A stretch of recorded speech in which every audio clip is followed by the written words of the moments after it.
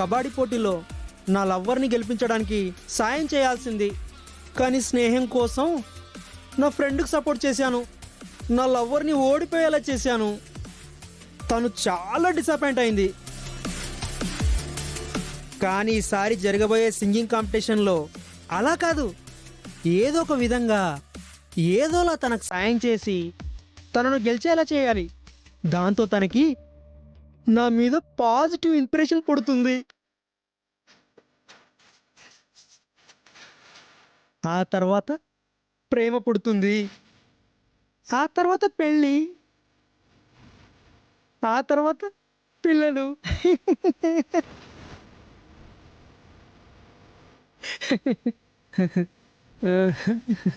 చంటి, అక్క. ఏంట్రా ఏదేదో ఆలోచిస్తున్నావేంటి? అవునక్క, లైఫ్లో చాలా ఇంపార్టెంట్ విషయం గురించి చాలా డీప్గా థింక్ చేస్తున్నా. అంత ఇంపార్టెంటా ఏంటి? ఆ, ప్రేమ, పెళ్ళి, పిల్లలు. రే, ఏమైందిరా నీకు? రే, ఏమైందిరా చెప్పి చావు. ఏమైంది? ఎందుకని తిడుతున్నావు? వీడేదో ఆలోచిస్తుంటే ఏం ఆలోచిస్తున్నావు అని అడిగాను బామ్మ. దానికి వీడేమో ఏదో పిచ్చి పిచ్చిగా ప్రేమ, పెళ్లి, పిల్లలు అని ఏదేదో మాట్లాడుతున్నాడు. ఒరే చంటి, అందుకేరా అర్ధరాత్రి వరకు బయట తిరగొద్దు అనేది. అది కాదు నానమ్మా, నేను ఒక అమ్మాయిని లవ్ చేశానని నీకు చెప్పాను కదా. లవ్ చేశానంటావు కాని ఆ అమ్మాయి ఎవరంటే చెప్పవేంట్రా?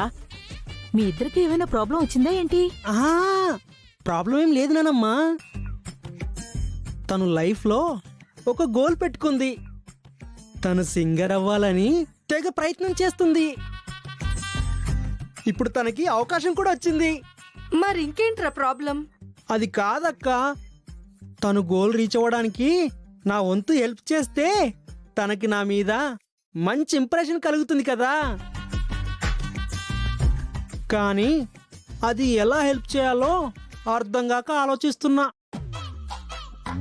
ఒరే చంటి, తనేదో గోల్ అంది అంటున్నావు కదరా. తనకి నువ్వు హెల్ప్ చెయ్యాలి అంటే నీ హెల్ప్ తను అనుకున్న లక్ష్యాన్ని చేరడానికి దారిని చూపించాలిరా. అలాంటిదేమైనా చెయ్యి. రారా నువ్వు.